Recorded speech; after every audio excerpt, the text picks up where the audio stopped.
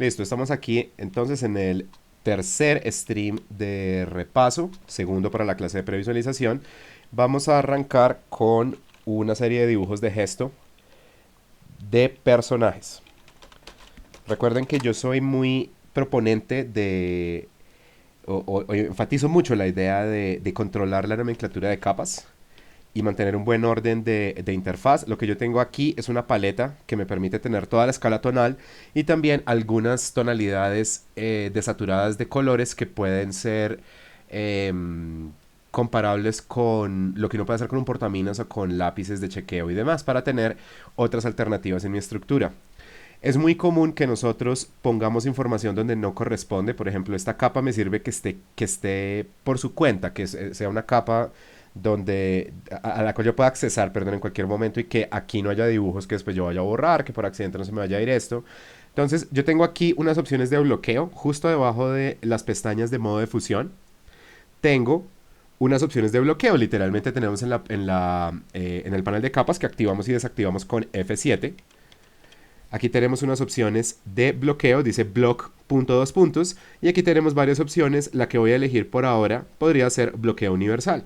Significa que esta capa, lo único que va a poder, lo único que le voy a poder modificar es si la puedo ver o no la puedo ver, pero no la voy a poder mover, no la voy a poder borrar, no voy a poder agregarle más información, no la voy a poder transformar tampoco. Es una capa que básicamente está bloqueada. Si solamente quisiera bloquear el agregarle más información, puedo activar este pincel y no voy a poder ni dibujar o pintar, ni voy a poder borrar, ni hacer otro tipo de modificación a nivel de los píxeles de esa imagen, pero sí voy a poder moverla, sí voy a poder hacerle transformaciones, porque esto no se refiere a la adición o sustracción de colores. Estas opciones de bloqueo pueden ser muy útiles para que no pase el caso proverbial de dibujé o pinté en la capa de línea cuando tendría que estar trabajando en la capa de relleno. Por eso es que siempre tenemos que insistir en un buen manejo de interfaz y en trabajar de manera ordenada, incluyendo darle colores indicadores a las capas, darles nombres según corresponda, ponerlas en grupos, bloquear, etcétera, etcétera. Entonces empecemos.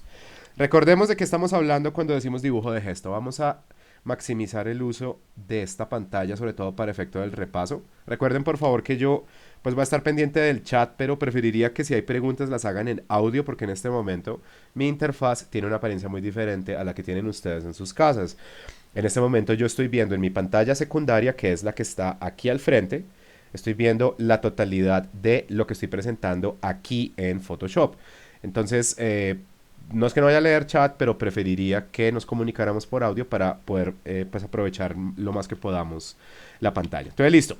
Empecemos con este repaso ya que ya hicimos demasiados preámbulos. Cuando nosotros hablamos de dibujo de gesto, estamos hablando de un dibujo que es muy sencillo, que parte desde curvas que pueden ser más o menos pronunciadas para construir la síntesis de un cuerpo que tiene una acción. Si al principio lo que estamos tratando de hacer es simple y llanamente comprender qué es o en qué consiste o cómo está estructurado el cuerpo de aquello que después vamos a posar, pues podemos empezar con un gesto que sea muy modesto. Pero lo importante es que en dibujo de gesto no vayamos a caer en rigidez o estatismo.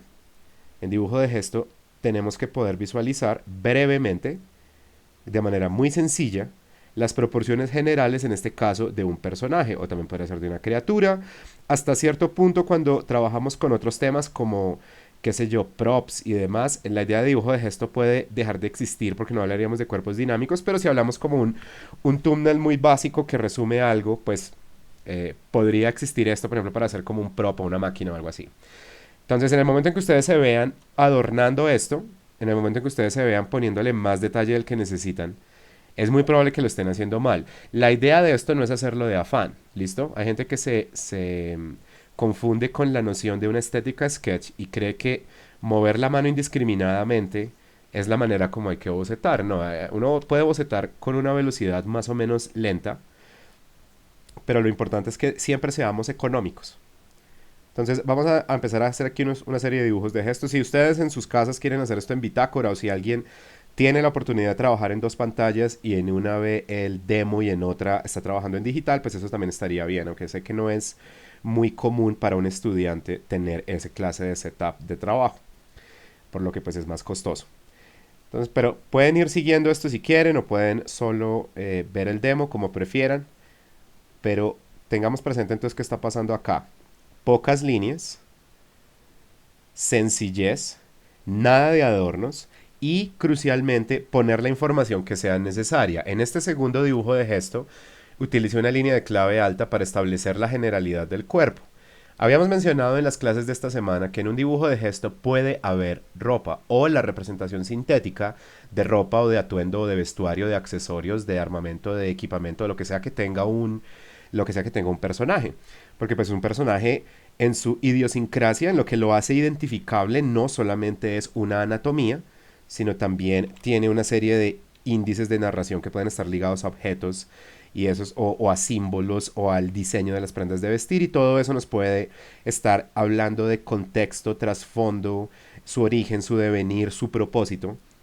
Pero la idea es que cuando estemos haciendo dibujo de gesto de personajes, no caigamos en el error de empezar a decorar por virtud de malinterpretar que si ya no es un cuerpo desnudo, por decirlo así, o un cuerpo básico o un cuerpo de maniquí, entonces no puede haber esa exploración breve. Por ahí oí a alguien decir alguna vez, en otro contexto, que por ejemplo, cuando uno ya tiene el diseño de personaje, entonces hay que siempre limpiar la línea. Eso no es cierto. Lo importante es que esto, como miniatura, tenga suficiente legibilidad para contar algo.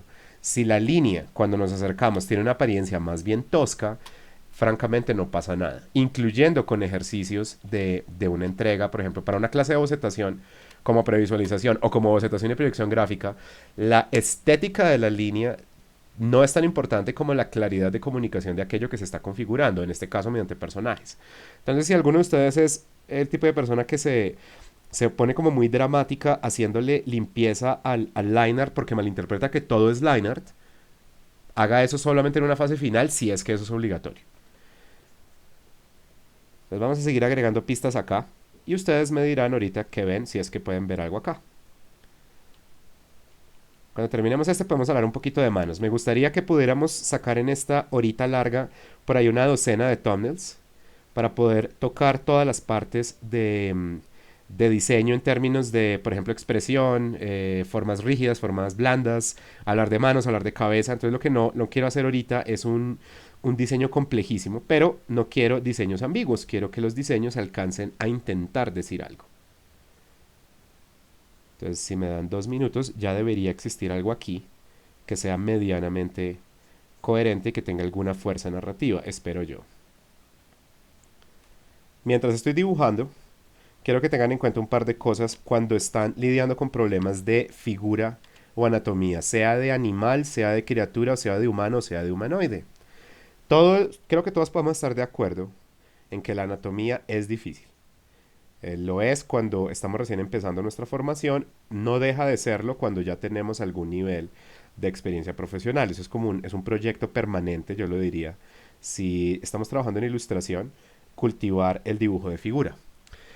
Pero por ahora creo que sería muy bueno que tuviéramos un par de modelos anatómicos en la cabeza.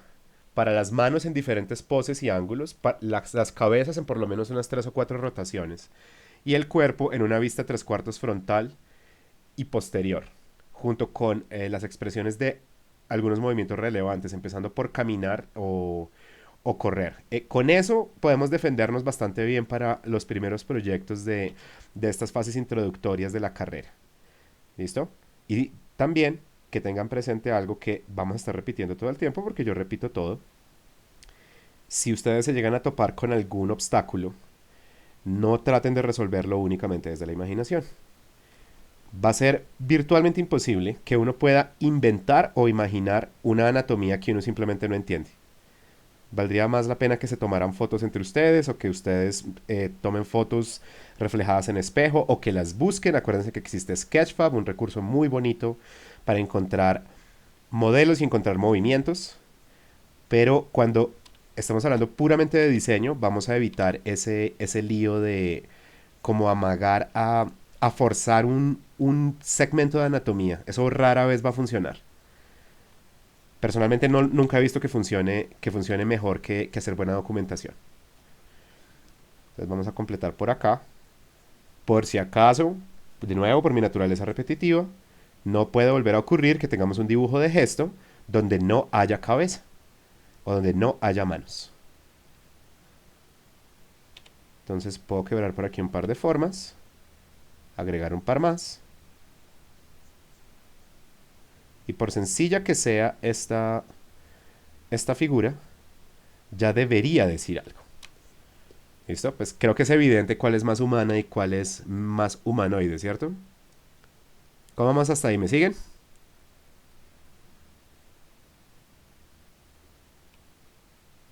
Audio chat, por favor.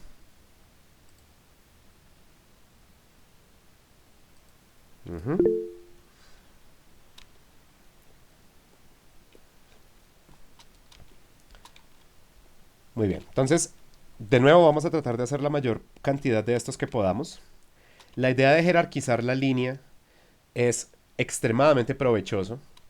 De nuevo, no en un sentido estético, no es que tiene que parecerse a un boceto, es que estamos buscando ese alto nivel de economía. A medida que aumenta la complejidad de las figuras, eso se va a volver prácticamente inevitable. Entonces construyamos aquí un tercer gesto que sea todavía más elaborado. Voy a tomar la herramienta lazo que activo con la tecla L, en este caso la que ya tenía. La última que había seleccionado era el lazo poligonal, por eso sale así, pero si presionamos Shift L podemos encontrar el lazo común y corriente y vamos a poder, valga la redundancia, enlazar píxeles. Luego presionamos la tecla V para cambiar a la herramienta de selección y podemos hacer desplazamientos que pueden ser libres, o si presionamos la tecla Shift se van a mover sobre ejes ortogonales, 0 grados, 90 grados, 45 grados. ¿Listo? Tengan eso presente para seguir manipulando sus primeros archivos de Photoshop. Entonces vamos a ir aquí y vamos a construir un tercer gesto que tenga más complejidad. Vamos a empezar a hablar no solamente de una forma humana, porque pues aquí ya es una forma más bien humanoide. Miren, por ejemplo, la distancia de los brazos respecto o la longitud, perdón, de los brazos respecto de la de las piernas. En el humano convencional tiene piernas que son más largas que los brazos. De hecho, eso es universal. Puede ser una persona latinoamericana que es más bien bajita, o puede ser alguien en Noruega. Va a pasar algo, y ustedes lo pueden comprobar ahorita mismo, o lo pueden comprobar más adelante. Si ustedes se ponen de pie y adoptan la posición de firmes, y ustedes calculan dónde están quedando las puntas de sus dedos, están quedando más o menos aquí, más o menos a la altura de un primer tercio del muslo. Puede que cambie un poquito más o un poquito menos, pero eso es estándar en los humanos. Es como cuando uno toma el dedo índice y el dedo pulgar, los ubica el pulgar justo debajo de la nariz, el índice justo debajo de la ceja, y esa forma de C uno se la lleva hasta la oreja. Y resulta que esa distancia formada por esa silueta, por esa C con los dos dedos, es la misma entre la ceja y el límite inferior de la nariz que la altura total de la oreja. Y si llega a haber variaciones, de nuevo, son insignificantes. Entonces, aquí pues ya estamos hablando de una figura que no es tan humana, sino es más humanoide. Pero aquí ya me gustaría jugar con una figura que se asemeje más, por ejemplo, a un simio. Y además de eso me gustaría jugar también con hibridaciones. Entonces quiero que entiendan dentro de unos 4 o 5 minutos por qué estoy empezando a hacer este boceto con una tonalidad diferente. E incluso puedo trabajar en otras capas. Aquí tengo Sketch 1. Podemos crear otra capa que se llame Sketch 1B. Y ahorita ahí podemos poner otra información. Otro recordatorio importante, recuerden lo que pasa aquí. La parte inferior de la forma primaria, que en este caso correspondería al torso, que constituye la caja torácica, los tejidos blandos del vientre, y cuando ya tenemos la pelvis y fusionamos todo esto, crear una zona que yo también creé por aquí, también creé por acá. Esa zona que se puede entender como una especie de ropa interior ayuda a que tengamos esos puntos de origen inclinados para las piernas. Eso va a ayudar a evitar ese... No garantiza que se va a solucionar del todo, pero ayuda a evitar ese gran problema de dibujar piernas tiesas o rígidas en una figura. Es muy común, como lo mencionamos en clase con algunos de ustedes hace unos días, es muy común que tengamos mucha experiencia o mucho instinto o de pronto muchas mañas dibujando el primer plano de un ser humano. Digamos, como ustedes me están viendo en este momento en la webcam, esta es la manera como suele presentarse un ser humano segmentado. Y cuando uno dibuja, rara vez uno se sale de dibujar la mitad superior del cuerpo. Entonces, esa inexperiencia dibujando la pelvis, las piernas en movimiento, la interrelación que hay entre pierna izquierda y pierna derecha cuando una cubre a la otra, ¿sí? Las rotaciones diferentes de partes complejas del cuerpo, se presta para que nos llenemos de mañas. Y de nuevo, la idea es que vamos a tener algunas mecánicas, como todo esto que estamos diciendo acá, y la otra va a ser desde referentes. ¿Listo? Entonces, vamos a movernos un poquitín más rápido para ir sacando esta criatura. También sobre la marcha hay cosas que me gustaría ir corrigiendo. Por ejemplo, creo que está empezando a salir más bien tiesa. No me gusta como el nivel de dinamismo que tiene esto. Entonces vamos a usar la herramienta de lazo y vamos a empezar a darle, por ejemplo, mayor nivel de rotación a todo el cuerpo según se necesite. Entonces, por ejemplo, quiero que se vea más inclinado. Me gustaría también que la cabeza tuviera una proyección menor respecto al resto del torso, es decir, que se sienta más como que es una criatura medio jorobada, pues. Y por acá podemos también empezar a darle algunas pistas a ese diseño de cráneo que ya no se debería sentir como una cabeza humana, sino ya mucho más bestial. Acuérdense, vamos a tomar aquí un pequeño detour para hablar un poco sobre líneas envolventes. Cualquier silueta, no importa su complejidad, se va a poder interpretar como como un volumen mediante el uso de líneas envolventes. Esa es la gracia de las líneas envolventes. Pero si uno tiene una forma estable vertical u horizontal que es más o menos rectangular, uno podría decir, mire, yo aquí de pronto no necesito, lo más probable es que no necesite envolventes para que eso se entienda como una abstracción de un volumen. Igual uno las pone y se siente más materializado. Pero donde definitivamente sí se necesitan son en aquellos casos donde los volúmenes no van a tener una forma estable. ¿Qué quiero decir con forma estable? Con la forma que tradicionalmente asociamos desde la silueta con un volumen, sea vertical, horizontal, más abultado o más delgado. Si yo voy a proyectar hacia la cámara, como estoy haciendo en este momento en la webcam, mi brazo va a empezar a adquirir una o una serie de siluetas que no son familiares. Entonces, si uno dice, esto pues se lee bien, pero me da igual si pongo nuevos envolventes, que igual no es una buena actitud que tener.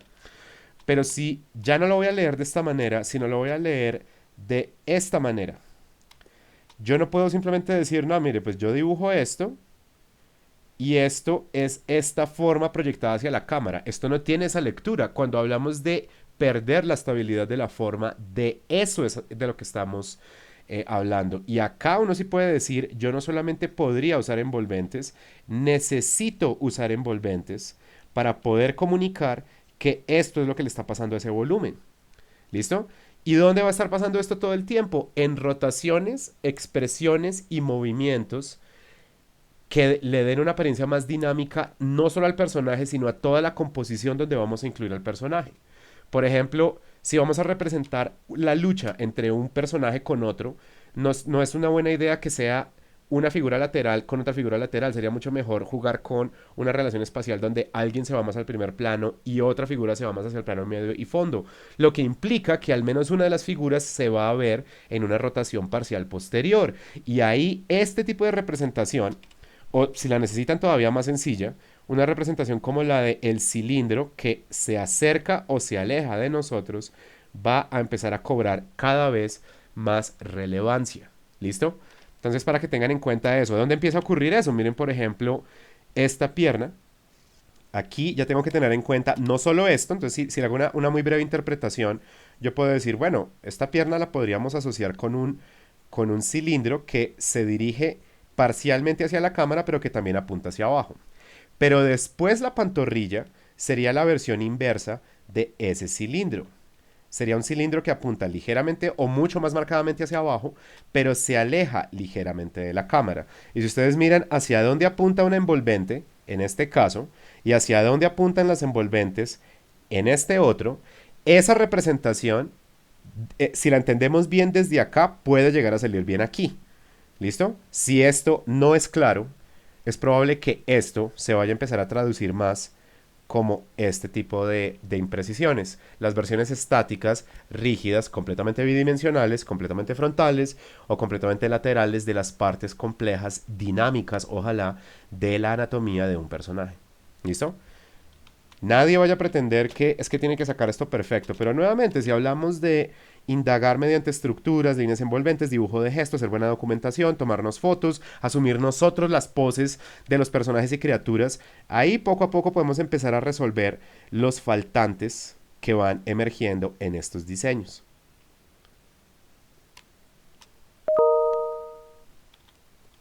Acuérdense que aquí yo presiono la tecla R para hacer una inclinación de la visualización del lienzo. El Photoshop no está siendo rotado. Si ustedes quieren rotar su Photoshop, tienen que ir al menú imagen, buscar rotación de imagen y por ejemplo le puedo decir 90 grados a la derecha. Esto no es una visualización. Aquí el lienzo ya tuvo un giro.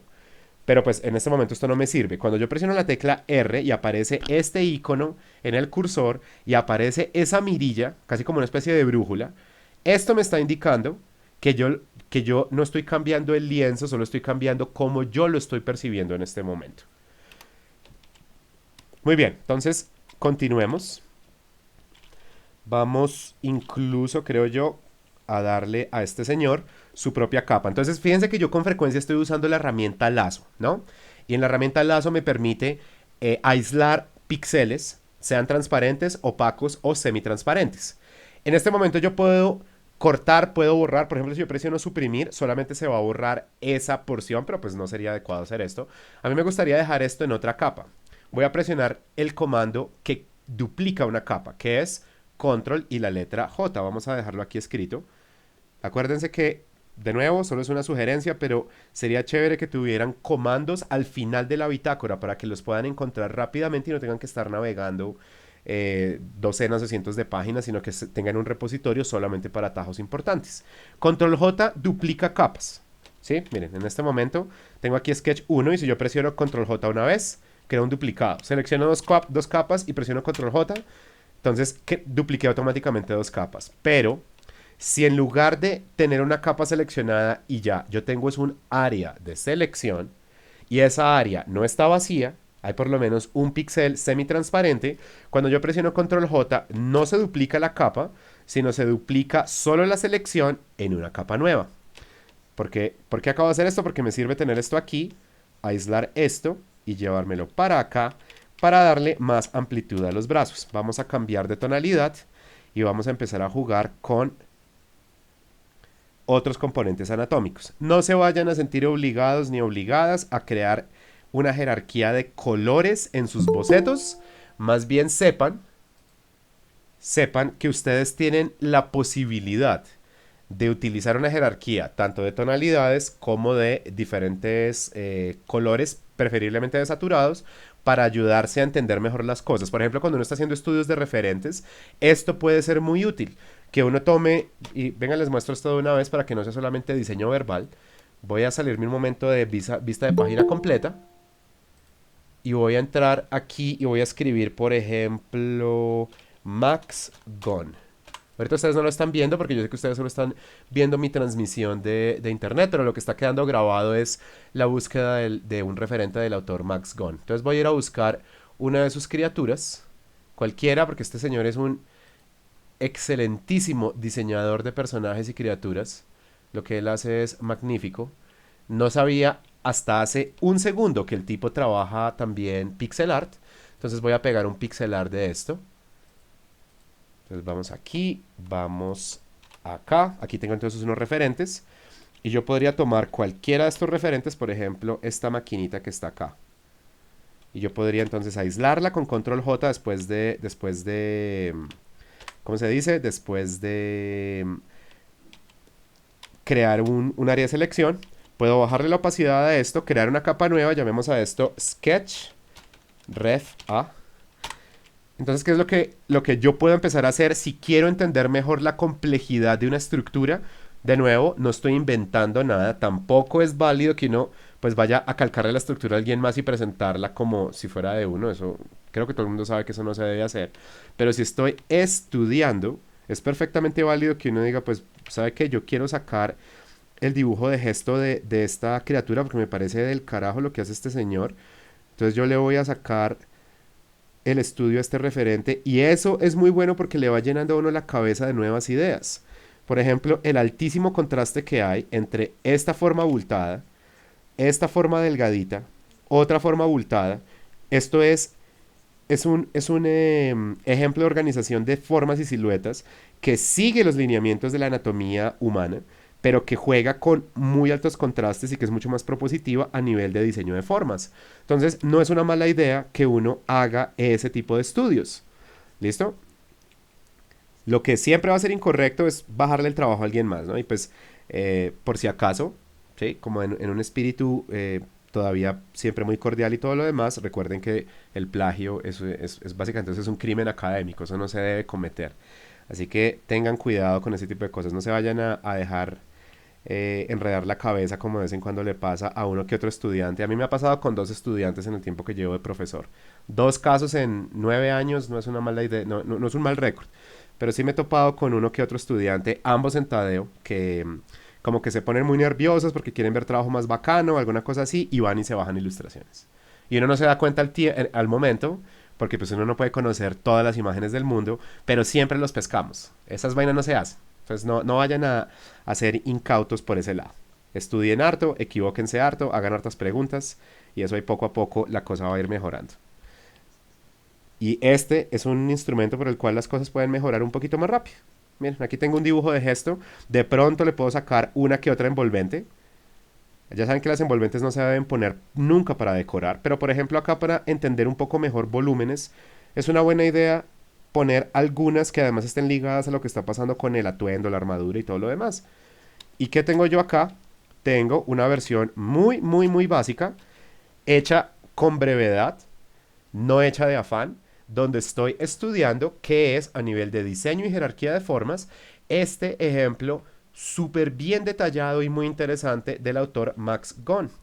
Creo que él todavía no está en nuestras listas de referentes, creo. No recuerdo qué he puesto ahí, qué no he puesto ahí. Entonces, por si acaso, búsquense a este señor. Tiene un trabajo maravilloso de personajes, criaturas, estiliza muy bien anatomía femenina, trabaja muy bien monstruos, híbridos, sobre todo de fauna marina, es lo que recuerdo de él.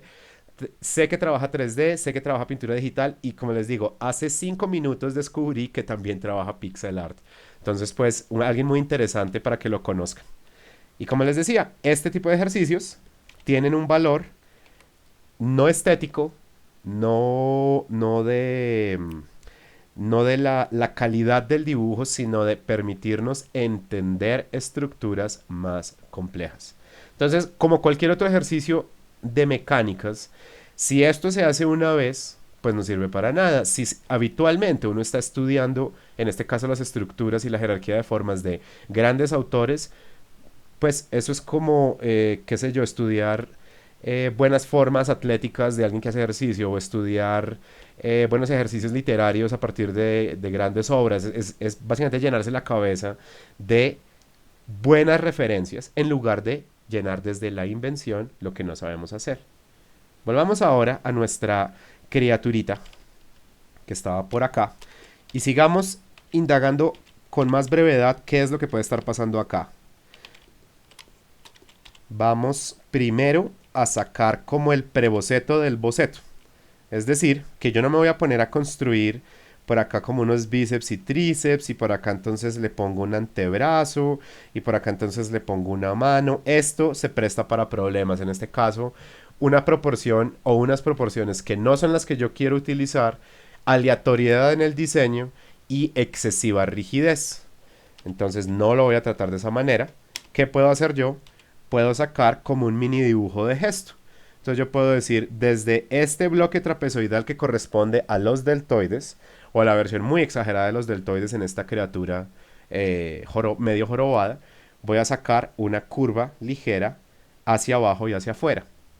Y voy a buscar su equivalencia en el otro hemisferio. Algo que me parecería muy bueno que estudiáramos este semestre, los que estamos interesados en tema de personajes, cómo se puede representar cada vez mejor el hemisferio opuesto a la cámara. Les dejo eso, no como una tarea, ustedes saben que yo acá nunca voy a poner trabajos extra, pero se los dejo como una inquietud que también voy a estar presentando en clases presenciales. Ese apartado, como por ejemplo, si ustedes me están viendo en este ángulo, ¿qué pasa con este brazo? ¿Qué pasa con el brazo? Con la parte que a duras penas se ve. Entender eso estructuralmente, entender eso en términos ópticos, eso puede ser muy bueno para ir optimizando su representación de personajes. Y de nuevo, cuando lo necesite, voy a apoyarme también en líneas envolventes, a ver si eso me ayuda a comprender lo que está ocurriendo aquí. Entonces seguimos con este mini gesto. Ahora quiero darle un flujo que se sienta muy caligráfico, es decir, tengo unas curvas suaves acá y de repente se hacen más pronunciadas en una dirección que no es opuesta, pero tampoco es exactamente la misma dirección. Y acá, ¿qué ocurriría? Aquí sí se llegaría a ver un cambio más drástico en la dirección. Y de hecho, no solo quiero hacer eso, quiero hacer también esto acá y quiero hacer esto aquí. En este momento ya estoy haciendo algo que no se ve como un humano común y corriente. Para los que recién acaban de entrar, mis primeros dibujos de gesto eran un humano como un maniquí normal, un humanoide ligeramente exagerado, pero aquí ya quiero jugar con un sentido de hipérbole o de exageración mucho más pronunciado. Entonces, si ya tengo eso, podría cambiar un poco en la tonalidad, todavía con colores desaturados, trabajar tonos un poco más intensos y ahora ver qué se me ocurre hacer aquí. Quiero que esta figura se siga viendo atípica, quiero que se sienta más como bestia que como personaje antropomórfico bonito de cartoon. Entonces vamos a agregarle aquí algunas pistas de musculatura. Pero cuando llegamos a la coyuntura del codo, me gustaría hacer otra cosa. Me gustaría darle a esto una serie de masas que ya no correspondan a un antebrazo, sino que de pronto correspondan a la pata de un artrópodo, que puede ser un cangrejo, una araña o cualquier otro animal de cuerpo segmentado. Y por aquí, para que puedan ver la totalidad del boceto, por acá entonces voy a seguir jugando con esa interacción entre formas que son delgadas y que son gruesas, pero que gradualmente van perdiendo grosor. Es decir, vamos desde aquí, no lo pongamos como 1, 2, pongámoslo como A, B, C y D. Estas letricas que están acá representan los puntos coyunturales, las articulaciones que tiene ese brazo. En un brazo humano, nosotros podríamos decir que está el hombro, está el codo, está la muñeca y después estaría el origen de cada uno de los dedos. E incluso podríamos señalar, pero cada dedo tiene otros 2 puntos de articulación. En este caso, como yo quiero enfatizar esa naturaleza exagerada de esta criatura, entonces tengo solamente ni siquiera 4 puntos, tengo 3 puntos y tengo ¿cómo se dice? Un remate, pues un filo muy, muy grande al final. Eso es lo que estoy tratando de hacer. Miren también otra cosa que quiero proponer. ¿Toca hacer esto? No, pero esto hace parte de mis exploraciones. Quiero que el hemisferio izquierdo y el hemisferio derecho de esta criatura no sean simétricos, porque quiero darle más personalidad y porque además estoy pensando mucho en fauna marina, donde en ocasiones puede ocurrir eso. Los animales y los seres vivos en general tienden a tener simetrías y asimetrías controladas. En una planta o en un hongo o en un árbol o en un animalito, el hemisferio izquierdo y el hemisferio derecho se sienten completamente simétricos, pero por ejemplo el pelaje no. No sé si en sus casas tienen el michi o el perrito y tiene patrones encima, tiene como manchitas y puede ocurrir que a izquierda y derecha o en tercio frontal o tercio posterior o como sea, haya cambios de tonalidad, de manchas, de texturas o de lo que sea. Entonces yo también quiero proponer algo aquí mucho más drástico, como por ejemplo podría pasar con el cangrejo violinista, que tiene una tenaza grande y tiene una tenaza mucho más delgada. Ese tipo de exploraciones pues ayudan a darle más personalidad a esto sin que eso sea obligatorio. Entonces, por ejemplo, aquí me gustaría jugar con segmentos que sean más robustos hasta el punto de que también cambie esta pata, pues. Entonces, digamos que esta la podemos dejar por aquí.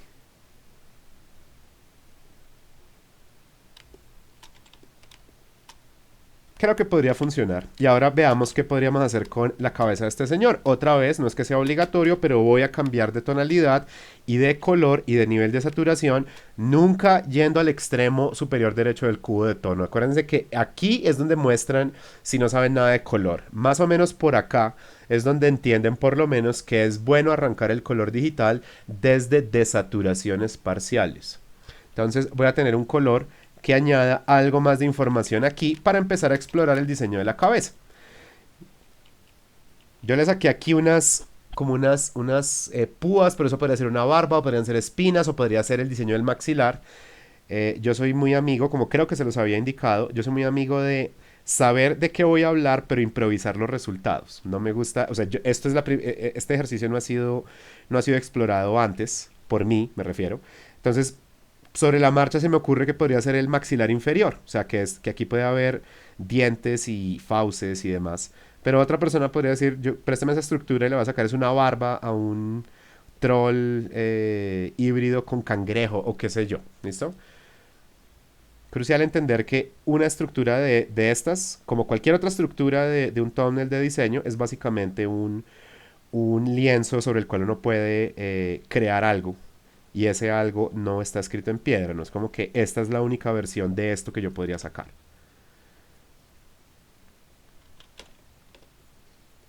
Entonces vamos a movernos un poco más rápido y como yo siempre tiendo a ser un poco eh, como desordenado o con el control del límite de tiempo, son las 2:14.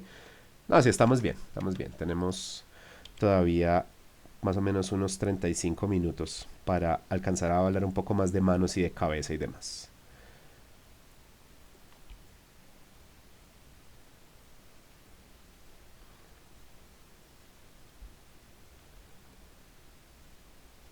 Además que sería bueno que en este stream no solamente saliera algo que es como monstruoso y grotesco, porque pues es relativamente fácil de dibujar algo así. No va a haber demasiado juicio por lo bello que sea esta cosa, porque está diseñado para que se sienta como un monstruo. Eso no significa que diseñar criaturas sea fácil, es muy interesante y tiene unos retos de hibridación anatómica muy, muy, muy llamativos y muy complejos. Pero si yo estuviera dibujando, por ejemplo, un cachorrito, tendría que ser mucho más delicado con el semblante, con las proporciones. En cambio, acá tengo un margen de maniobra donde uno puede decir como, pues, es un monstruo que quiere de mí. ¿Listo? Entonces aquí ya tengo un gesto. Tengo un gesto que es bastante legible. Yo lo podría dejar así o podría ir a un diseño de línea más acabado. Pero recuerden, la idea nunca debe ser, es que toca finalizarlo porque hay que finalizarlo. Es más para terminar de darle, por ejemplo, pistas de escamas, pistas de textura de materiales. Me gustaría jugar con algo con eso también. De hecho, parte de las hibridaciones que siento que todavía puede tener este monstruo marino, en lo que se terminó convirtiendo esto, es que pueda tener pistas de materiales que no correspondan solamente al exoesqueleto de un cangrejo, sino que pueda haber más cosas ahí. Entonces, me gustaría, y esto sí quiero que lo vean, voy a poner aquí una ventana de navegador, pero que también le comparto con ustedes. Y yo puedo buscar, por ejemplo, Coral Examples. Y voy a Google Imágenes, o voy a Pinterest, o voy a Sketchfab, o voy a la galería de fotografías que me sirva, incluyendo fotografías de stock, para ir documentando qué me puede servir. ¿Listo? El coral tiene, no diría formas infinitas, pero sí tiene potencialmente cientos de formas distintas y de pronto no todas van a ser útiles para mí, pero sí me gustaría agregar segmentos de coral, entonces aquí los voy a declarar con otros colores. Voy a poner por aquí uno, bueno, quitemos este control J. Ya ustedes saben, control J es duplicar capa o si tenemos una selección activa, duplicar la selección en otra capa. Vamos a poner por aquí otro segmento, podríamos poner por acá otro, podríamos poner otro por aquí, podríamos poner algo más por acá. Vamos a ver si de pronto aquí arruino el diseño, a veces esas cosas pasan y uno tiene que tener tranquilidad al momento de bocetar, entendiendo que pues, uno podría decir, ¿sabe qué? No le atine, esta versión no funciona. Digital debería prestarse para evitar una de las mañas, probablemente la peor maña del estudiante primíparo, que es no me salió, por lo tanto borro o arranco la hoja. Pero si ustedes son los que dicen, esto no me salió, entonces control A, borro y voy a volver a empezar, es como si no hubieran hecho absolutamente nada. Recuerden que si hablamos de proceso iterativo, estamos hablando de proceso de versiones, proceso sucesivo donde cada versión no es necesariamente diferente a la anterior, sino en algún momento se puede empezar a volver un refinamiento de una versión anterior, incluyendo en el momento en que yo tenga acá Sketch 1C y por aquí había una capa Sketch 1B que todavía no he aprovechado. Entonces yo puedo en Sketch 1B hacer una versión y en Sketch 1C hacer otra. Pues por ahora no voy a hacer eso. Pero en el momento en que lo que sí estoy tratando de decir es esto. Si yo le pongo una línea final a esto, eso ya es una nueva versión de este otro boceto. No es algo completamente nuevo. Entonces respeten sus errores, consígnenlos, déjenlos dentro de su proceso y muéstrenlos como evidencia de proceso. Eso sirve para estudiantes de los dos programas, de previsualización y de bocetación. Entonces vamos a ello. Vamos a empezar rápidamente por la cabeza. Una cosa que yo voy a hacer es que esta capa la criatura, la voy a poner un poco más semitransparente. Tengo aquí mi línea negra. Soy amigo de no ver esa línea negra para poder dibujar con un poco más de tranquilidad. Por ahora el pincel que estoy usando me va a servir también. Y para asegurarme que no me vaya a enloquecer haciendo pequeños detalles, voy a usar un pincel un poquito más grande, voy a trazar suave, un poquito más rápido y voy a evitar dibujar a este nivel de zoom. ¿Listo? Voy a tratar de ver la totalidad del diseño y si no la totalidad voy a tratar de ver un poco más. No, mira, ahí yo puedo hacer una línea que casi sea un line art. Y ahorita que la termine se van a dar cuenta que no va a tener una apariencia muy pulida en términos de, qué sé yo, como una imagen vectorial o algo así, pero que eso no significa que no funcione, incluyendo para versiones finales del cómic si estoy hablando con estudiantes de segundo semestre. ¿Vale? Esta sigue siendo una clase de bocetación, solo que aquí ya vamos a bocetar estructuras complejas, iluminación, diseño de secuencia, vamos a iluminar también color, iluminación y texturas, pero sigue siendo una clase de prototipos, de generar pruebas, por eso es que se llama previsualización, no es una clase de técnicas de pintura digital. Así que porfa no se vayan a enloquecer buscando siempre la versión más pulida de las cosas. Más bien busquen los diseños más interesantes desde las estructuras. Mientras estoy haciendo esto, me gustaría oír preguntas, si las hay. Cuéntenme si me están siguiendo, si de pronto hay algún comando, si de pronto hay algún asunto que se les esté escapando ahorita o que quieran que les recuerde. Los escucho o los leo.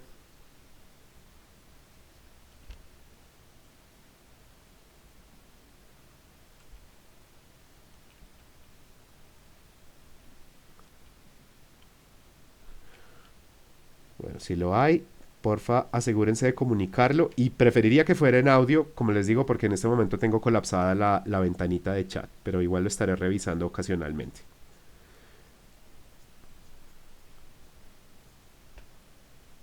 Acordémonos que bocetación no equivale a hacer planchas que tengo que rellenar. Ustedes se pueden dar cuenta aquí que me estoy inventando nuevas espinas y que la idea es que esas espinas se puedan leer, en este caso, como que están teniendo rotaciones parciales. Es decir, que no es que él o esta cosa en su hombro derecho tiene una filita de espinas, sino tiene es como una forma semiesférica que está llena de espinas. Eso no estaba declarado en la estructura, pero si yo tengo suficiente paciencia y algo de experiencia, puedo proponer esas formas. En lugar de solamente entrar a reteñir el diseño, que es algo más bien estéril y no es muy, útil. Como les digo, si ustedes se ven haciendo 100% el mismo dibujo, pero con una línea más bonita y están todavía en fases de prueba, probablemente no deberían hacer eso y más bien generar nuevos gestos, nuevas expresiones, nuevos movimientos y demás. Entonces lo mismo acá, me estoy inventando nuevas pistas que sugieren una textura de materiales. Esto, por ejemplo, en la clase de bocetación se habló mucho esta semana. La idea de que la textura de materiales se consigne al diseño de formas en lugar de a rellenos. Las texturas que usábamos para rellenar se van a restringir a establecer tonalidades. Nos van a decir dónde hay luz, dónde hay sombra y en qué clave tonal está esa luz o esa sombra. Pero la textura de un material la vamos a pensar desde siluetas. Inicialmente siluetas exteriores, eventualmente siluetas interiores también. Y eso le va a permitir al diseño tener un mayor nivel de síntesis y nos va a permitir trabajar primero con más brevedad y segundo alejándonos más del hiperrealismo o del naturalismo, que no es que sea malo, No quiero nunca que se vaya a malinterpretar que no está bien practicar esas cosas, porque por ejemplo anatomía hay que entenderla desde realismo, texturas de materiales, si quieren dominarlas, pues tienen que hacer ejercicios realistas, pero el realismo es dispendioso y tiene que ser una decisión. Y si estamos buscando prototipos, síntesis visual, agilidad, como por ejemplo pasa con diseños de personajes y criaturas, sobre todo en sus prototipos de prueba inicial, el realismo no nos sirve. Consume demasiada energía y probablemente va a sellar errores en lugar de dejarnos examinarlos desde estructuras, hibridaciones, ajustes a partir de referentes, dibujo de gesto, etcétera, etcétera, etcétera. Miren otro cambio que estoy sacando acá. Esas dos, esos dos piecitos no me parecen muy pertinentes. Me gustaría más darle a esto una especie de garrita como de artrópodo. Pues, otra vez, yo no estoy haciendo el entintado de una plancha lápiz. Que de nuevo, no estoy tratando de tirarle rayo a la gente que hace eso. Si está haciendo una ilustración, una persona, que hay mucha gente que yo, incluso yo también hago eso de vez en cuando en mi ejercicio profesional, que necesito tener la plancha a lápiz de lo que tengo que resolver en análogo, pues entonces uno literalmente solo retiñe lo que ya estructuró antes, pero aquí estoy hablando de un prototipo que se debe entender como que tiene cierto nivel de fluidez. Así que si sobre la marcha se me ocurre hacer algún cambio y ese cambio da para mejor, pues bien. Y si no da para mejor, pues bien también porque hice una prueba. Y no me dediqué solamente a reteñir lo que ya como estructura preliminar tenía suficiente nivel de lectura. Vamos a inventarnos por aquí una serie de placas, pero entonces acá voy a volver a mirar coral, que podría haber que le sirva. De pronto no es tanto en coral, hay creo que es un tipo de ser vivo, si no estoy mal, que se llama percebe o en inglés se llama barnacle. Son creo que también son artrópodos, pero no me citen, probablemente estoy hablando cháchara. Pero por ejemplo las ballenas en su superficie tienen esto. Y son como animalitos que se fijan a la superficie. Entonces me gustaría representar algunos de esos también, incluso en otras partes del cuerpo.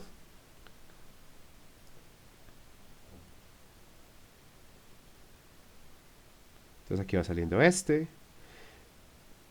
que se sienta que esto está hecho de segmentos que son rígidos, no es una mala idea. La cantidad de detalles que tiene cada uno de esos segmentos no debería ser igual en el hemisferio izquierdo y derecho porque ya estoy estableciendo que no es una criatura completamente simétrica. Y por aquí entonces podemos hacer algo como eso también. Nos inventamos algunas de esas piecitas. No es importante si alguien ve esto y no puede decir, ah, sí, eso es un percebe como el que tienen las ballenas, pero por acumulación sí se debería llegar a leer que son elementos de superficie como los que puede tener un animal marino grande o los que puede tener la piedra en el lecho marino. Este por aquí de pronto es una forma excesivamente grande. Tal vez sea bueno quebrarla en más formas. Entonces otra vez, sobre la marcha, estoy haciendo cambios que se pueden sentir un poco drásticos, pero estoy pensando que esos cambios pueden contribuir a una mejor apariencia del diseño. Por eso es que los estoy haciendo. Vamos a inventarnos algunos segmentos aquí. Y sigamos con el brazo y pues la parte que todavía no he tocado, que es la más compleja, que es lo que está pasando en el lomo. Entonces vamos a ello pronto. Son las 2:26. Yo creo que en 5 minutos ya debería estar esto y podemos hacer muchos gestos pequeños de caras y cuerpo y manos. Y en eso se nos puede ir los últimos 20 minutos del stream. Entonces de nuevo aquí se me ocurre sobre la marcha hacerle algunos cambios que puedan aumentar la complejidad. No porque haya que aumentar la complejidad, simplemente quiero explorar qué puede pasar con este diseño. Entonces se me ocurre inventarme segmentos como en espiral. Pero si voy a hacer este tipo de cosas, más vale que tenga clara cuál es la estructura. Por eso, la importancia siempre de esos gestos que en la práctica son prebocetos de cuerpos que tienen movimiento y tienen narrativa. Sean humanos, sean criaturas, el dragón, lo que sea que quieran hacer, el gesto es indispensable para buen diseño de personajes. E incluso para buena composición con personajes. Entonces por aquí vamos a tener, de nuevo, se me ocurre que aquí tengo una forma que se puede leer un poco ambigua. Entonces se me ocurre algo como esto. Vamos a ensanchar esta forma, a inventarnos como una especie de codo, tomando pistas, por ejemplo, de hongos, se me ocurre que haya aquí una serie de como estrías concéntricas. Y de paso le damos una apariencia un poquito más interesante a esta coyuntura que estaba teniendo una lectura un tanto como chueca. Creo que todavía la tiene, pero por lo menos hacemos algo más bacano con el diseño. Espero yo. Nuevamente acá un segmento pequeño que se va a ensartar en un segmento más grande. Y nos inventamos una serie de estrías concéntricas. Y sale no solamente este segmento, sino le voy a poner también alteraciones de la superficie que no estaban en la estructura inicial, pero que no la contradicen. Más bien juegan con la lógica de esa estructura inicial. Nuevamente acá un segmento pequeño que se ensarta en un segmento más grande. Entonces fíjense que acá también puede empezar a surgir una serie de recurrencias en el diseño. Esto que está pasando acá o que está pasando acá, que está pasando acá, ayuda a que todo se lea como parte de un todo más grande que tiene como una lógica que estoy estableciendo en este pequeño boceto. Eso ayuda a darle una apariencia un poco más controlada al diseño. Otra vez vamos a hacer algunos quiebres.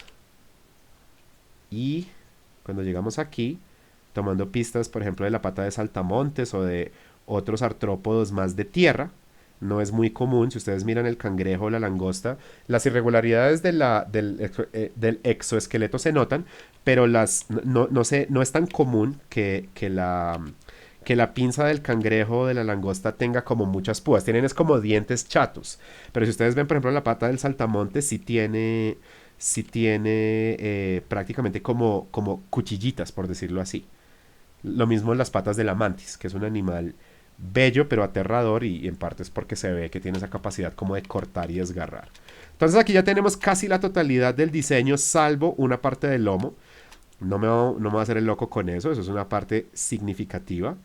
Porque además, fíjense lo que está pasando aquí a nivel de formas primarias, secundarias y terciarias. Lo que yo le estaba agregando a esto principalmente son líneas no, sino formas terciarias. Todos esos pequeños turupitos y protuberancias y quiebres de silueta. Y donde se agregaron formas secundarias y terciarias nuevas en toda esta sección, hasta el punto de que la lectura general del diseño va a empezar a cambiar. Si yo me imagino esto como una silueta negra sobre fondo blanco, agregar estas piezas ya está alterando radicalmente esa lectura. No la puede alterar de tal manera que se pierda la estabilidad de esa lectura. Si, por ejemplo, estas siluetas se llegan a malinterpretar como la cabeza de la criatura, me tira el diseño. Porque básicamente estoy creando contralecturas. Entonces, ¿qué voy a hacer yo? Se me ocurre que puede ser una buena decisión de diseño que aquí se lea que hay como vegetación, que hay formas que están tan segmentadas y tan quebradas que se lean como añadiduras más o menos suaves en el diseño. Es decir, que esto, por ejemplo, no sea macizo, sino que esto se lea como una serie de, sí, como de hojitas o ramitas secas, de tal suerte que nadie vaya a leer, ah, bueno, esa es la cabeza del personaje, sino se lee como esto es algo que está emergiendo desde el remate del cuello, pues. Y si se alcanza a leer así, podríamos decir que el diseño por lo menos no se colapsó. Vamos a ponerle por aquí como esos tubos de coral, o por lo menos así los estoy interpretando yo. Se me ocurre que valdría la pena que hubiera otro que apunte, es decir, que las direcciones de estos tubos se lean más o menos concéntricas. ¿Listo? Entonces voy a agregar uno o dos que ayuden a darle ese carácter concéntrico y no quiero que salgan de acá, quiero que salgan más bien como de la mitad. Entonces por aquí podríamos tener otro de esos tubitos de coral. También me parece que no es una buena idea que se sientan simétricos. En una criatura que tiene una apariencia como tan caótica, los excesos de simetría se pueden volver evidentes de una manera que no quiero que se vuelva evidente. Evidente es como ya no puedo dejar de ver ese error. Entonces quiero evitar eso. Por aquí me podría inventar uno o dos más. Y ahora podríamos jugar con quiebres adicionales de la silueta para hacer algo como esto. Bajo un poquito el calibre de línea, no demasiado. Me invento aquí quiebres que son curvos, pero también los pongo en el interior. Indicando que estas hojitas que tiene la criatura en la espalda son, como pasa con algunas formas de coral, como una especie de mallas. Y si estas formas están diseñadas con algo de coherencia, tengo que poder ver lo que está pasando entonces detrás de esas figuras, porque si no, no serían verdaderas perforaciones. No agrego demasiados detalles, por aquí hay un pedacito del lomo que sí está faltando. Vamos a agregarlo de una vez.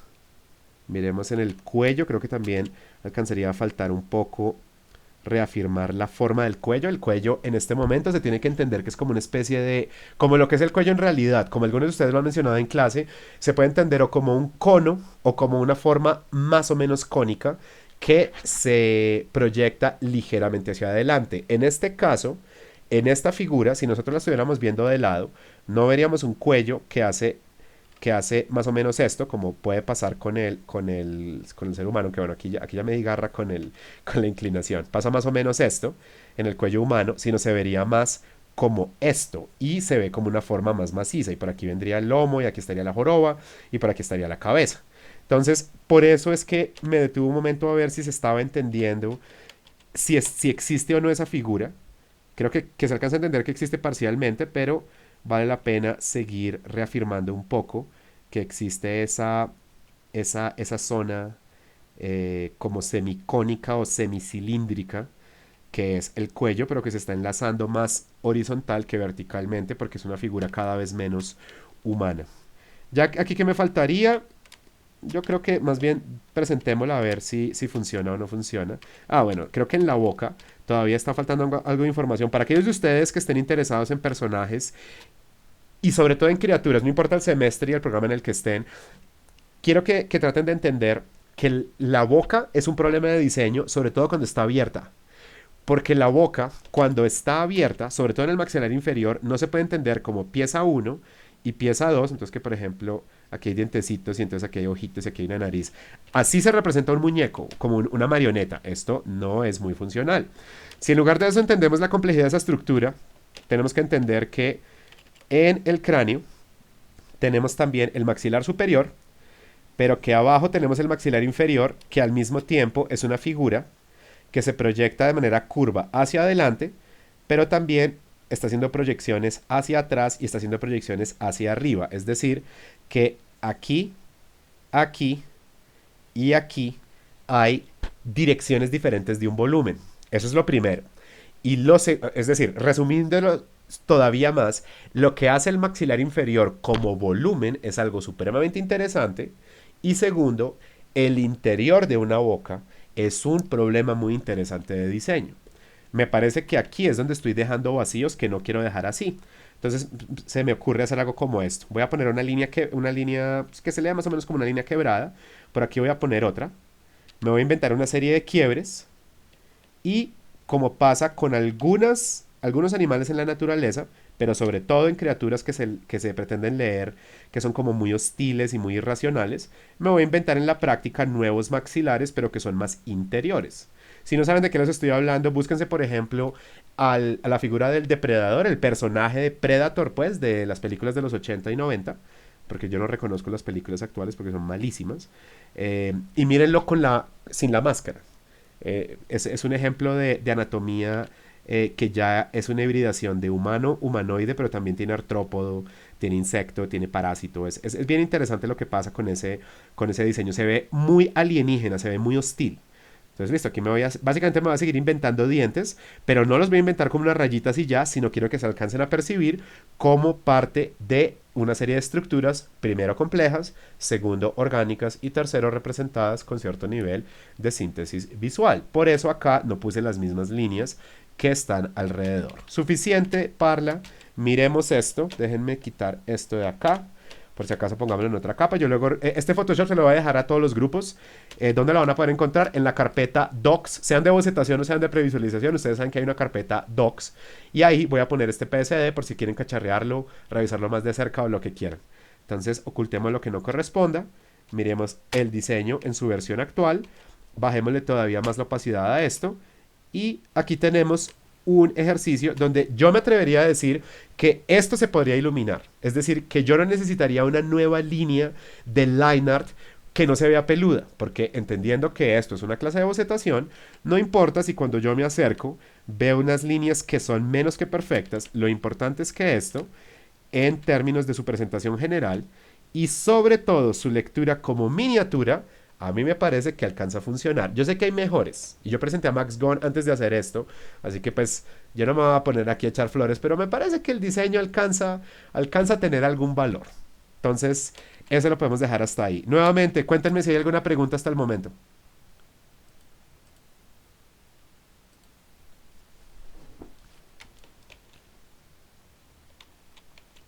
Si no la hay, confírmenme que me entendieron, porfa.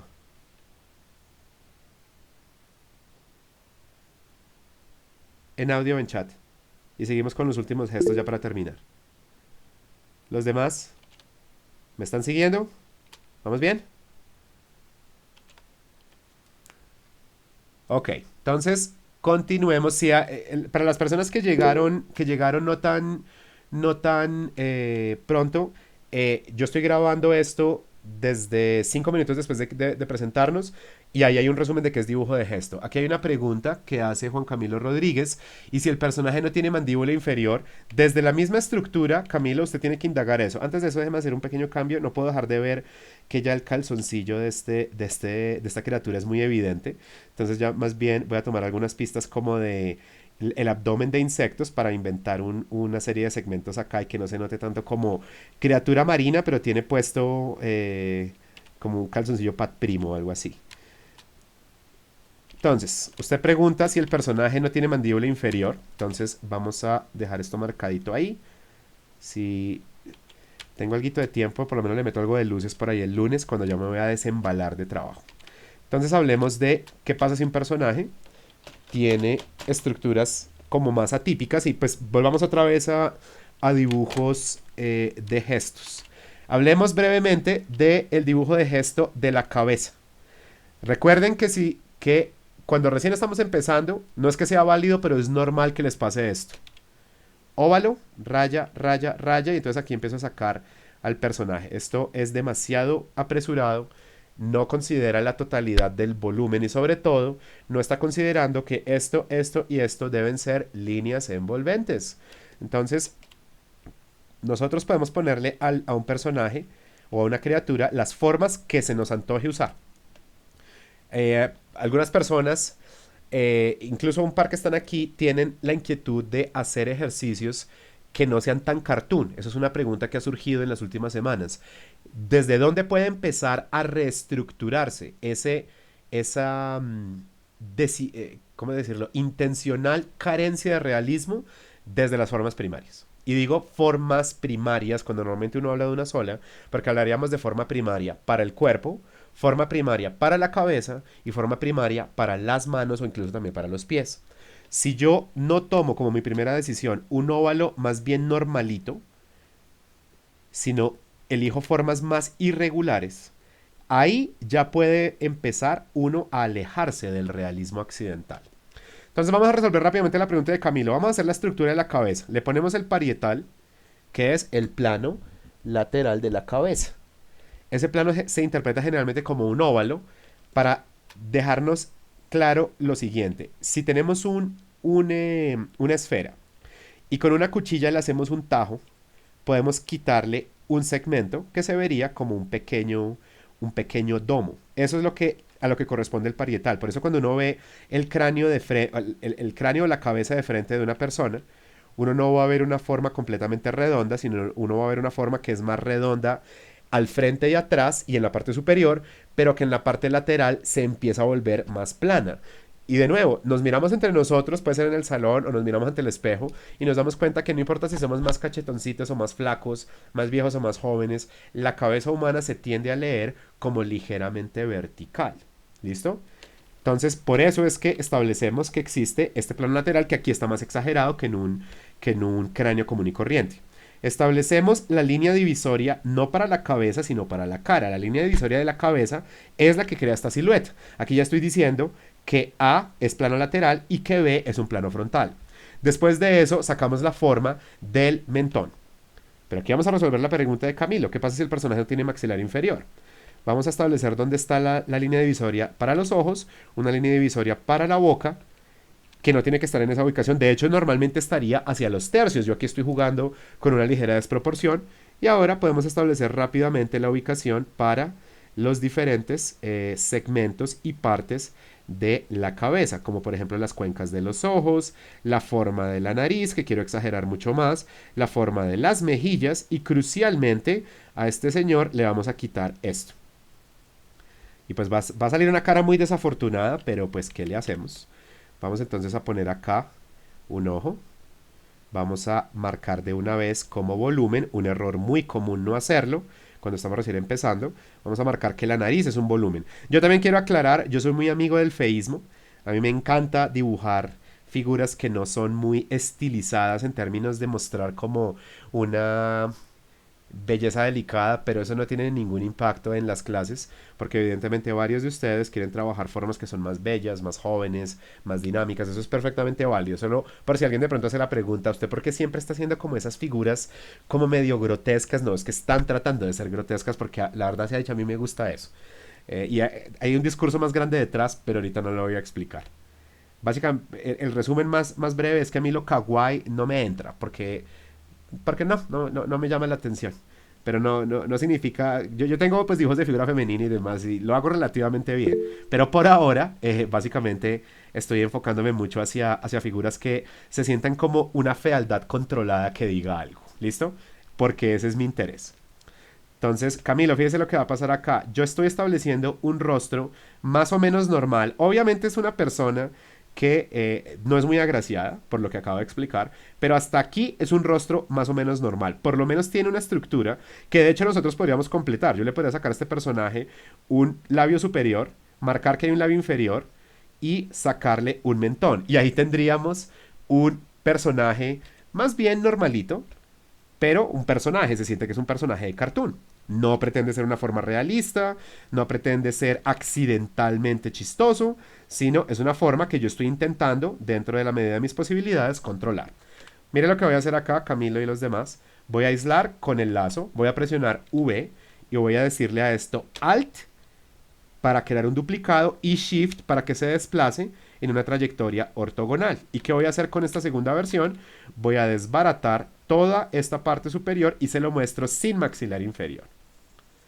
Entonces, cambiamos aquí a un tono ligeramente diferente y vamos a establecer qué es lo que le estaría pasando y qué no le pasaría al cráneo. Aquí está el maxilar inferior, incluyendo los dientes. Pero decimos quitamos todo esto. Quitar todo esto puede significar muchas cosas. Puede significar que literalmente usted se lo quita, o puede significar que usted lo deprime, que lo hunde, como pasa desafortunadamente con algunas personas.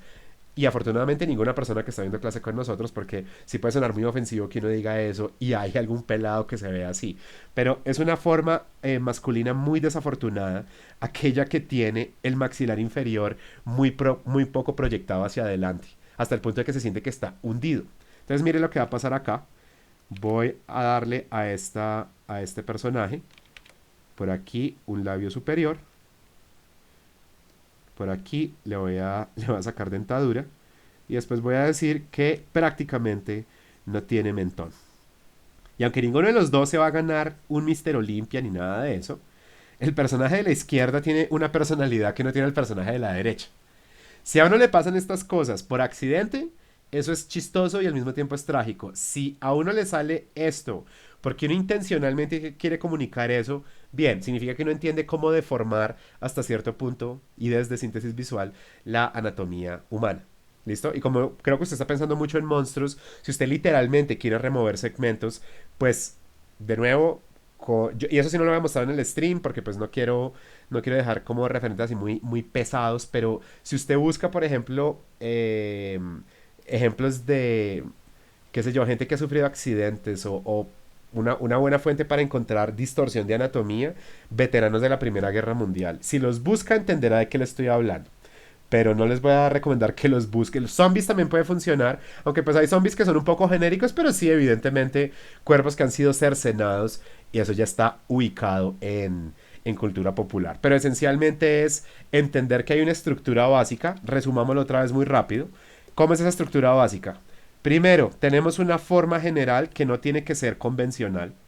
Segundo, tenemos una indicación de un plano lateral. Tercero, tenemos una indicación de hemisferios. Cuarto, tenemos una división de los espacios general del rostro. Quinto, empezamos a establecer las subestructuras más importantes, que serían la del mentón, aquí vamos a empezar a subirle tono, la del mentón y la forma de la nariz y hasta cierto punto qué tanto se proyectan las cejas. Mire Camilo y los demás, que si yo tengo esto, esencialmente aquí ya hay un modelo de cabeza.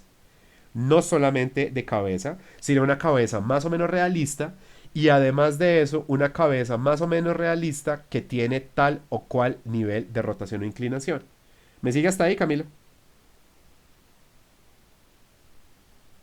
Esto lo vamos a alcanzar a estudiar un poco en clase en primer semestre, lo estudiamos mucho en segundo semestre, pero si usted se ve haciendo esto, quite eso y vaya primero al libro de Michael Hampton, que está en nuestra biblioteca de la universidad y en nuestra biblioteca del curso, que es la digital, y empiece a ver ejemplos de cómo estructurar la cabeza. Y a partir de ahí uno puede generar lo que sea que uno esté interesado en crear sin que uno tenga que ponerle demasiado detalle. No nos vamos a olvidar de la oreja, que es una forma importantísima. La cabellera también se debería pensar desde siluetas, pero lo importante es establecer un volumen, darle su dirección, darle sus proporciones generales y darle sus proporciones específicas, que en el caso de la cabeza sería dónde van los ojos y qué tan separados están, dónde va la nariz, qué tanto se proyecta hacia adelante y hacia los lados, dónde va la boca y a qué altura está. Y con las cejas y las mejillas y los pómulos y el mentón es exactamente lo mismo.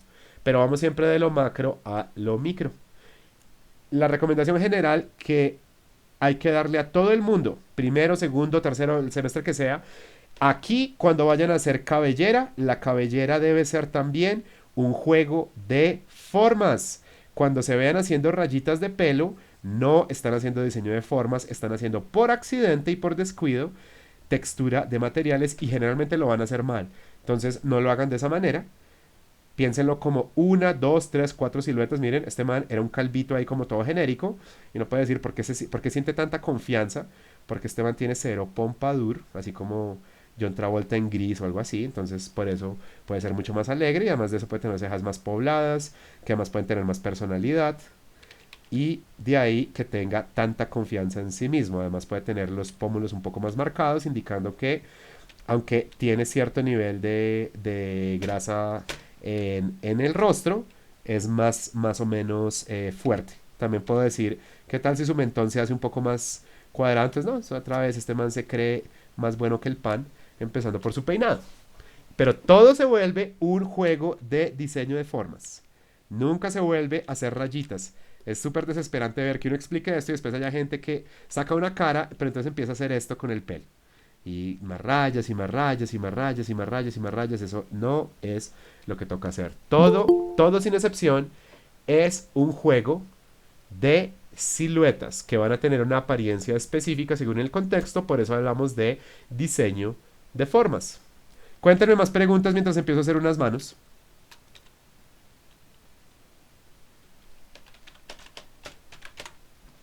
Veamos si de pronto en chat hay algo. Por ahora no hay. Bueno, si tienen alguna pregunta, piénsenla. Hagamos un repaso de manos. La mano es otro de esos dolores de cabeza. Yo también lo he tenido, todavía lo tengo de vez en cuando. Entonces, ¿qué es lo que vamos a hacer nosotros? Vamos a procurar tener la menor cantidad posible de formas, tales como el bloque principal de la mano, los dedos que se pueden separar en una, dos, tres, cuatro, cinco o tantas formas como necesitemos, pero por ejemplo acá yo puedo tener el índice y puedo tener una silueta quebrada para representar los otros dedos y el pulgar siempre va a ser un problema de diseño en el que tenemos que hacer algo de pausa. El pulgar es, esto está quedando más curvo de lo que debería ser más estilizado geométrico, pero el pulgar rara vez, yo sé que toda regla tiene excepciones, pero uno puede interpretar los dedos, miren por ejemplo esta manito, uno puede interpretar los dedos como si fueran pequeños bloques, de preferencia trapezoidales más que rectangulares, o como curvas simples o como tubitos, pero el pulgar se tiene que entender como un ensamblaje de dos, tres, a veces hasta cuatro figuras. ¿Qué les recomendaría yo para entender mejor manos? Si ustedes son diestros, dibujen la mayor cantidad posible de versiones sintéticas de su mano izquierda. Si son zurdos, entonces viceversa, dibujen la mayor cantidad posible de manos derechas. ¿Listo? Eso les va a ayudar mucho nuevamente a llenar sus mentes, sus horizontes de referencia de muchos modelos básicos en ángulos, poses y narraciones diferentes. ¿Listo? Tengan cuidado también con un exceso de detalle, como se lo he mencionado a algunos estudiantes en clase. Cuando uno va a hacer una mano y la mano, por ejemplo, tiene demasiadas arrugas, tiene demasiadas curvas, tiene demasiadas formas, tiene formas que se vuelven muy irregulares, podría llegar a salir una mano, pero probablemente ya no se va a ver como una mano de acuerdo al contexto que yo necesito. Sobre todo si esa mano se lee delicada, o se debe de leer delicada, joven, como muy suave, como muy tranquila. Empezar a llenar esa mano de detalles generalmente va a ser para problemas. ¿Listo? Entonces, lo que ustedes pueden hacer si quieren tener más experiencia y confianza en este apartado, que es complejísimo, es dibujar siempre que puedan una serie, no una sola, una serie de manos que tengan, por ejemplo, proporciones y formas distintas.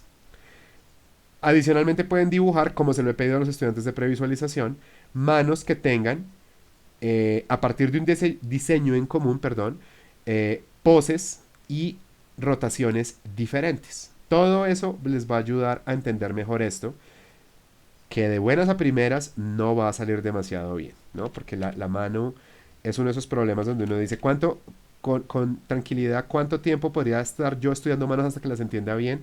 Técnicamente la respuesta es años, pero por lo menos que las manos de hoy me queden un poco mejor que las de ayer.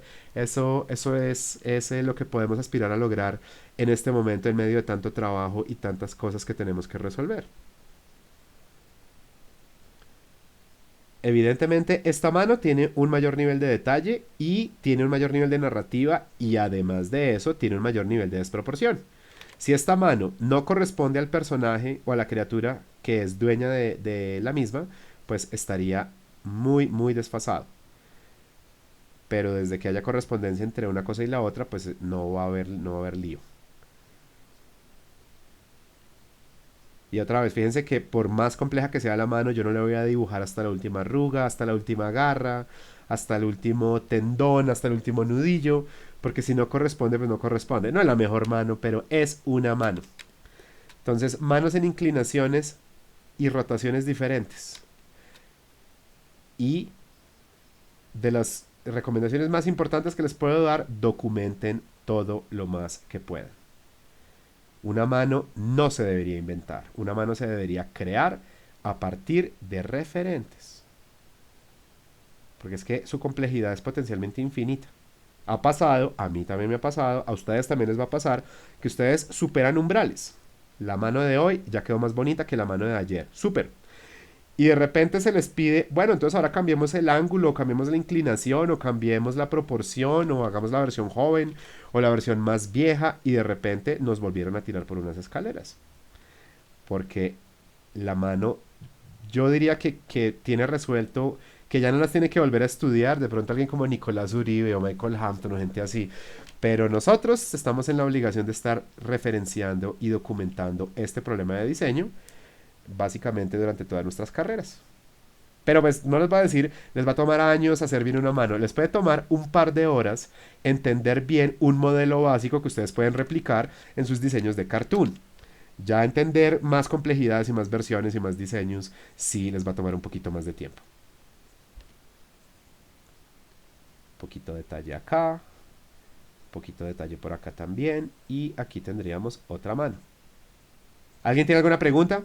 Si no la hay, de pronto alguien podría proponer un ejemplo de algo y lo resolvemos acá, como la mano de tal cosa o la cabeza de tal cosa o el gesto de tal cosa. Creo que esa puede ser una buena manera de proseguir con estos últimos minutos que nos quedan. Entonces, si alguien tiene algún ejemplo o algún problema de diseño para resolver, en eso podemos gastar los últimos 10 minutos de este stream. Cuéntame.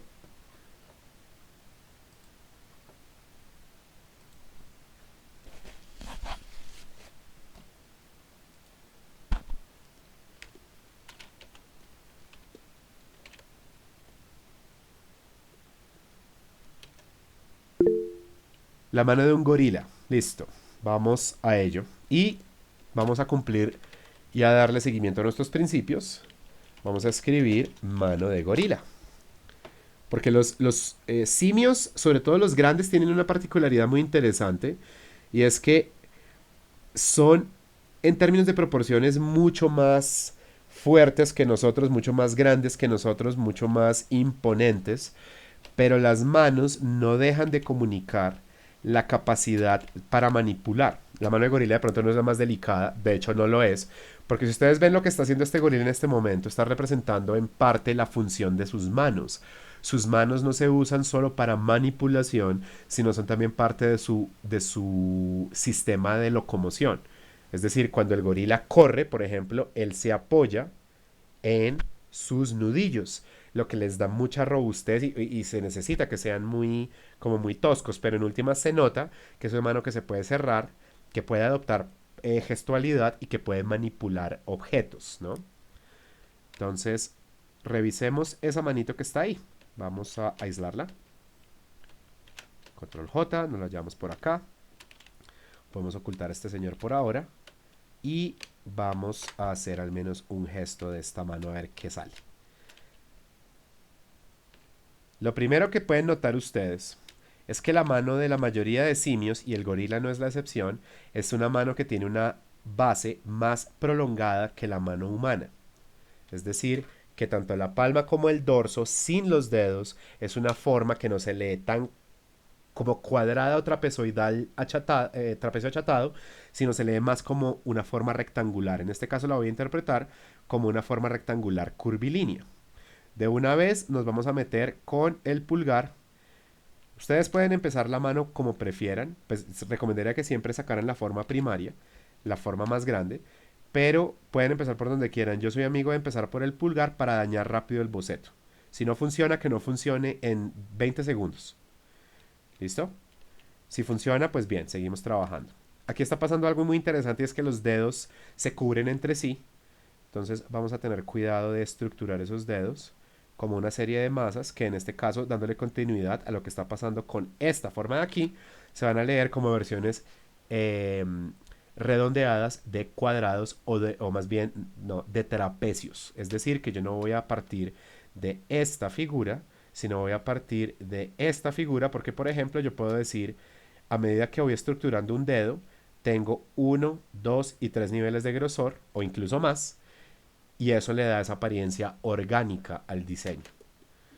Entonces vamos acá, vamos aquí, tubito 1, vamos por acá, vamos por aquí, tubito 2 y voy sobre la marcha a hacerle un cambio al gesto de la mano, solo porque quiero ver qué ocurre si hago eso. Dedito 1, que incluso podría ser más grande, y por acá podría haber uno parecido también, que sería el índice, aunque el dedo anular igual que en el humano es más extenso que el índice. También tenemos la textura de materiales que vamos a recordar siempre se va a interpretar desde su manera más sintética desde diseño y jerarquía de formas. Ahora vamos a poner por acá esta línea que en la práctica es un envolvente y creo que ahí podríamos sacar ese modelo de mano. Entonces voy a tomar esto, le digo control U de uva para sacar tono saturación y si le digo más luminosidad, esa mano va a tener una clave mucho más alta para que se diferencie más de mi línea de contorno. Como es una mano de gorila y no es necesariamente la mano más delicada, no creo que haya demasiado problema si yo le pongo algunas arrugas. Pero en todo caso, esas arrugas no deben crear contradicciones en la estructura. Si llega a pasar eso, pues sí dañé el diseño. Hay algunas líneas que sí voy a procurar evitar. Y otras que voy a realzar más. Por ejemplo, me llama mucho la atención esas arrugas que está teniendo en este sector. ¿Listo? Hacia acá. Entonces, esas me gustaría realzarlas más. Incluso hasta el punto de que se lleguen a ver como cicatrices que tienen los dedos. Vamos a poner por acá esta almohadilla. Pero las demás no las vamos a reafirmar. Y cuando lleguemos a las garras, yo intencionalmente le voy a dejar más rectangulares en lugar de tan puntiagudas las uñas. Y de nuevo voy a procurar ser económico con las arrugas. Si van a existir, es bueno que estén ahí, pero fíjense que yo estoy aquí estilizando en parte con geometrización. Entonces donde haya curvitas estoy haciendo las cosas más rectilíneas, donde haya formas más puntiagudas las estoy dejando un poco más achatadas, como una decisión de diseño. Otra vez, una uña más bien rectangular, unos dedos que se sientan un poco más toscos y tenemos ese dedo. Por aquí me gustaría ensanchar la yema. Fíjense que la uña cada vez se ve menos. Es decir, que aquí la uña es más ancha, incluso podría ser un poquito más angosta, pero aquí a duras penas se alcanza a ver. ¿Qué es lo que estoy sugiriendo yo?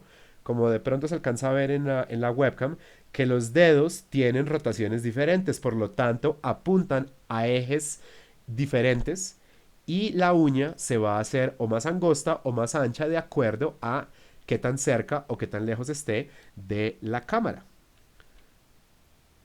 Fue un problema que quise poner ahí y creo que está saliendo moderadamente bien. Por acá vamos a poner el índice. Otra vez vamos a inventarnos arrugas un poco más prominentes, pero no a multiplicarlas mucho. Cuando llegamos aquí, entonces vamos a sugerir que ese pelaje también se vuelve que una serie de formas más bien puntiagudas, no curvas. No es porque quieras, porque tenga que hacerlo así, sino porque quiero que mi variable de diseño sea formas trapezoidales y formas más bien geométricas, pero que no sean simétricas, que no sean rectangulares, sino sean más bien trapezoidales. Y otra vez, no importa que sea mano de gorila, si se ven haciendo la textura de pelo, de la mano, del brazo, de lo que sea, están haciendo mal el boceto. No importa incluso si se les ve bonito al final. No están siguiendo principios de síntesis visual y por lo tanto están consumiendo más recursos, más tiempo, haciendo más trazos, haciendo más trabajo del que deberían, cuando esa energía se gastaría mucho mejor en hacer más versiones, por ejemplo, más inclinaciones, ángulos y poses de esta mano que estoy haciendo yo acá. Otra vez, resumen de pelo, y creo que podríamos parar ahí. Ahí tengo una mano de gorila. Creo que si hay algo que me gustaría corregirle a esto, sería esto. Creo que esta falange podría ser más larga y debería tener un mayor nivel de inclinación. Entonces, presiono Enter, presiono Control D para desaparecer la selección y completo el pedacito de la mano que me esté faltando. Nos inventamos un par de cicatrices más, que creo que eso también está faltando por aquí. Entonces, línea un poco más delgada. Nos inventamos más de esas cicatrices. Pero acuérdense que las cicatrices son algo que yo le quiero agregar a esto, porque pues el gorila no tiene eso. Solo quiero que se vea como que tiene ese trajín, como para hablar del trasfondo de la mano. Y ahí está. Veamos cómo estamos de tiempo. Son las 3:05. Yo creo que es una buena idea parar aquí. Ya es una hora y media. Que no se vuelva stream de 2 horas siempre porque el man tiene mucho entusiasmo. Más bien lo que recomendaría yo es, si hay alguna pregunta en este momento, pues la podemos responder o si no, la pueden mandar al correo y en el transcurso de la semana se podría generar una nueva guía para que los demás la puedan seguir viendo, en este caso más como imágenes estáticas con comentario. Cuéntenme si hay alguna duda para cerrar. Audio o chat, de preferencia audio.